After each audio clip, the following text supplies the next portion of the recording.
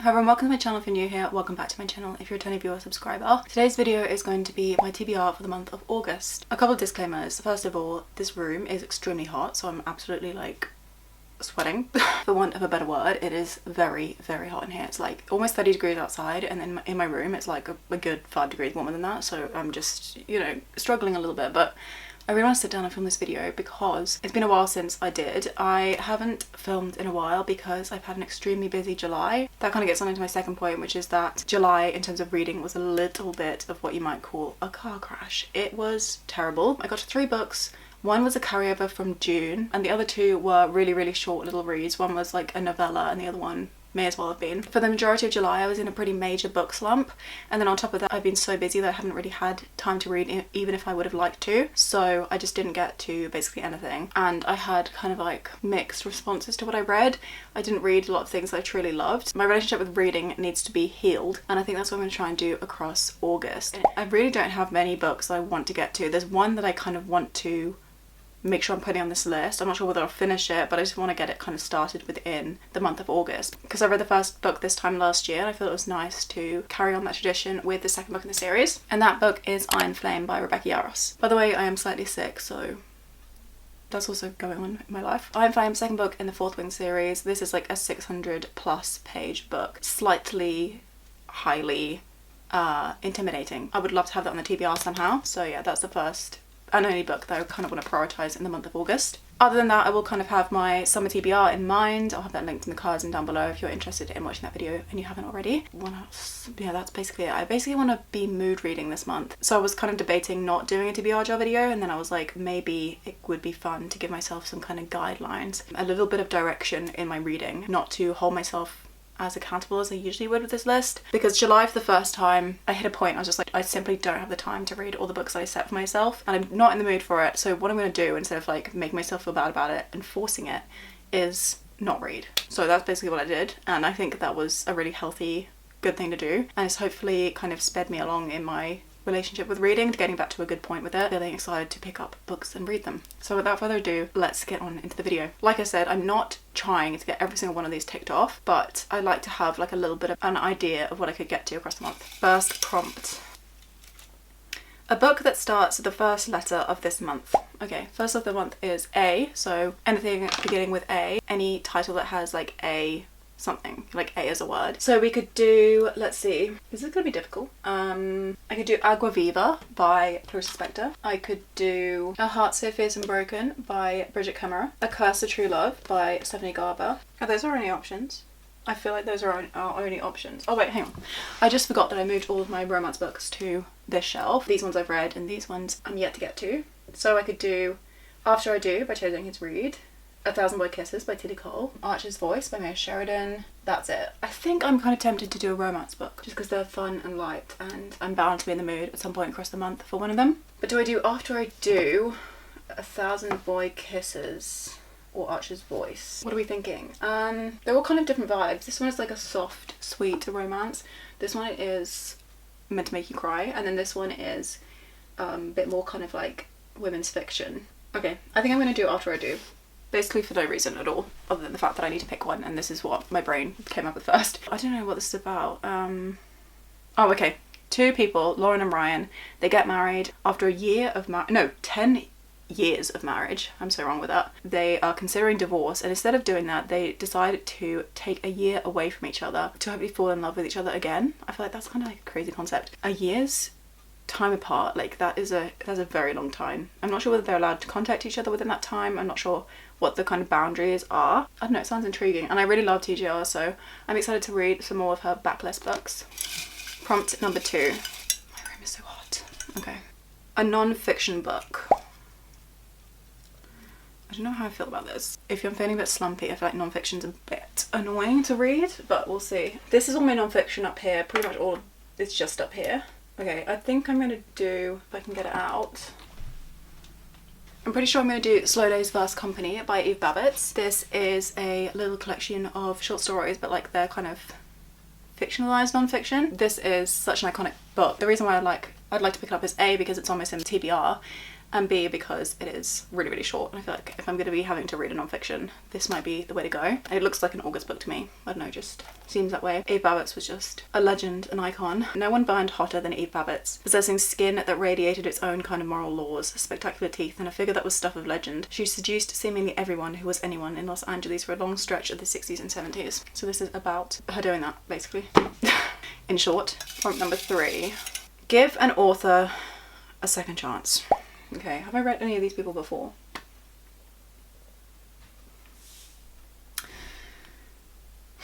I haven't answered this question, but I don't want to do it.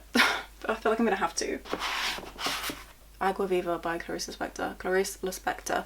I read Near to the Wild Heart by her, and safe to say I didn't really love it. I just didn't connect with it. That was the main thing. I give it 2 stars overall. I just had a pretty enjoyable experience reading it. This one by her is a lot shorter. It's also more famous, and she wrote it much later in her career. Near to the Wild Heart was actually her first, was her debut book, so I feel like she might have like kind of honed her craft a little bit better by this point. I'm still scared for it. I really like how kind of short some of these little vignettes are, so I could kind of just pick this up every so often and see how I get on with it. I feel like this is a good time to pick up this book because it's as good a time as any, because I am just not in the mood for a Clarice Lispector anytime. I just didn't work well with her writing, but we'll see. Okay, prompt number 4. I really would like to get Iron Flame in there. Under 200 pages. That's not giving Iron Flame. Okay, under 200 pages. I feel like this is quite limited. Probably a couple of these would be under 200, but I'm not sure whether I'm really in the mood for that. And none of my fantasy will be under 200. Do I have a romance under 200? How long is Swift and Saddled? No, 300. Great. I feel like none of these are going to be that under 200 then. Do I even have an answer for this question? How long is this? No, over 200. I don't really want to read any of these, but I feel like I might have to if that's going to be... if this is going to be our prompt. Let me see, because these are my 3 final options. We have Days at the Morisaki bookshop, which I just got given for my birthday. It's 147 pages. That's definitely an option. We also have Heaven by Miyako Kawakami.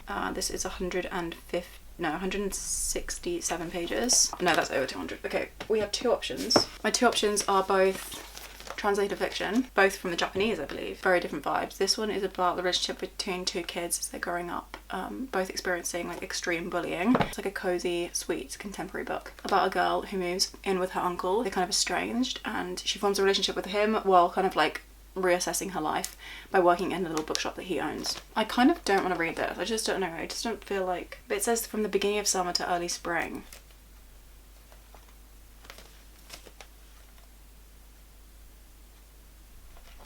Okay, I'm gonna go with this one, and I'm gonna go with this one because it's more of a story and less of a kind of like literary fiction and character study. Agua Viva and Slow Days Fast Company are more like high intensity reads, so it'd be kind of good to do something that was fictional. So yeah, I'm surprised I'm picking this up already, but I obviously put this on my birthday list because I was excited about it, so I am intrigued by that. And we have a lot of skinny books on the TBR, which is fun. So hopefully for the final prompt we can put Iron Flame on it. If we can't put Iron Flame on the 5th prompt, I might go for a 6th. Okay, prompt number 5. Please be something we can use for Iron Flame. So scared.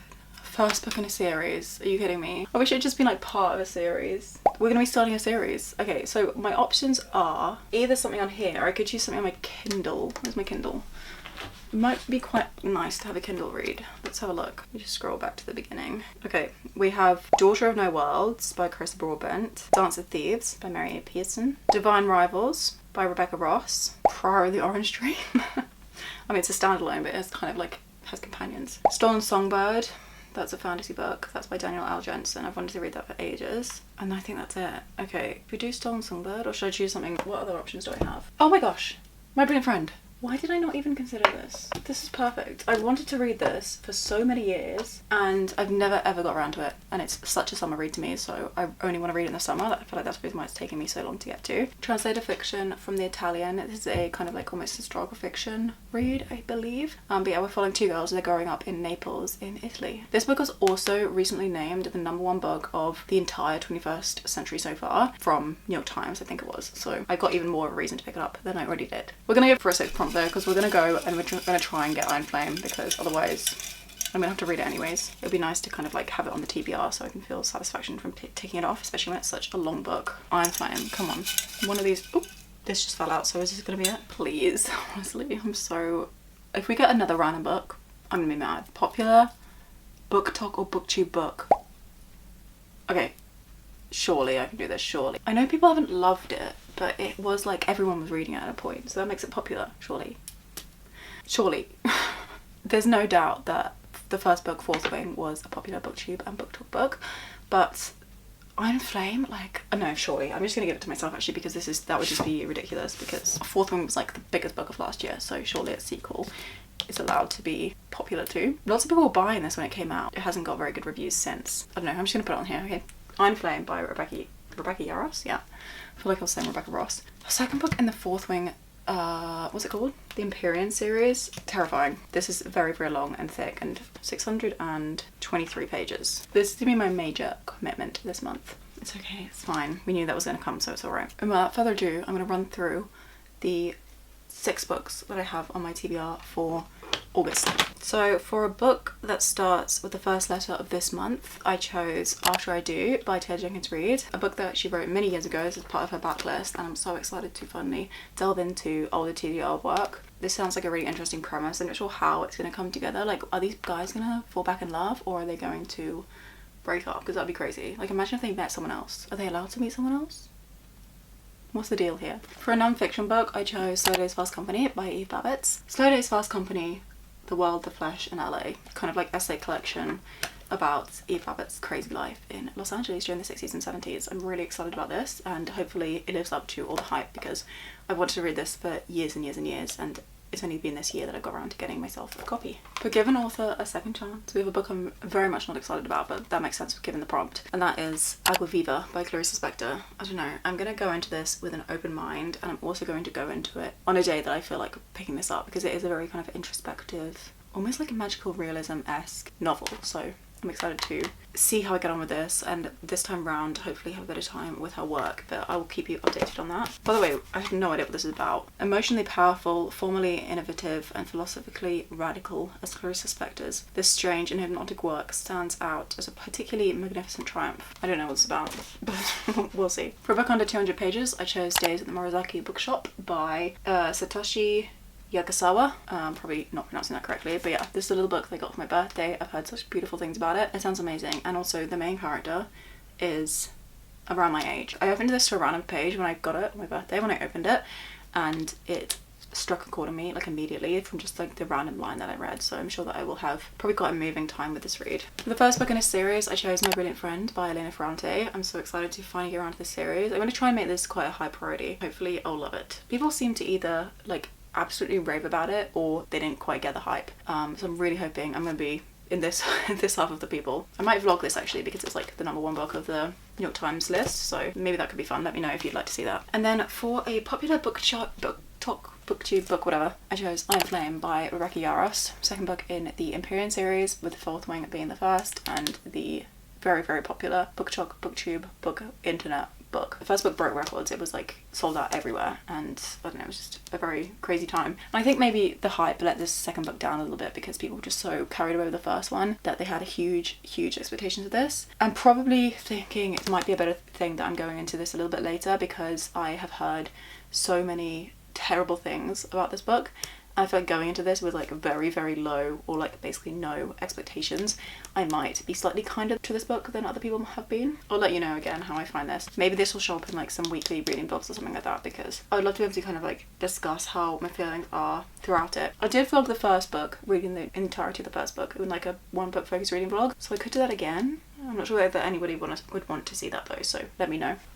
Here's our stack. It's a lot of books, but most of them are quite short. Most of them, not this one. Here are all the books. Here is the big stack of them. A couple of these I'm very excited about. For a few of them I am quite tentative, but I will be so happy to have ticked them off the TBR. And I like how, even if I'm not getting to every single one of these, it seems like quite achievable minus this beast. Although, like I said, it will be my main priority across the month. If you enjoyed the video, please give it a thumbs up to let me know what you did. Subscribe if you'd like to stick around and see more of these videos, more other videos from me along the way. This is not the only thing I film, evidently. Thank you so much for being here. Thank you so much for spending some time with me. Sending love to you from here to wherever you may be in the world. Have a happy summer, winter, whatever you're going through. I hope it's a wonderful last month of the season. Thank you for existing in this space. It is so joyful to experience books around every single other person. I literally swear to you that anything— why is there a piece of hair on my hands? if I'm ever going to be getting out of a reading slump, it's because other people within this community are like inspiring me too. So thank you for literally participating in any way that you do, just by watching or creating your own content, whatever it may be. But I'll see you very, very soon in a couple of days for another video. Bye bye.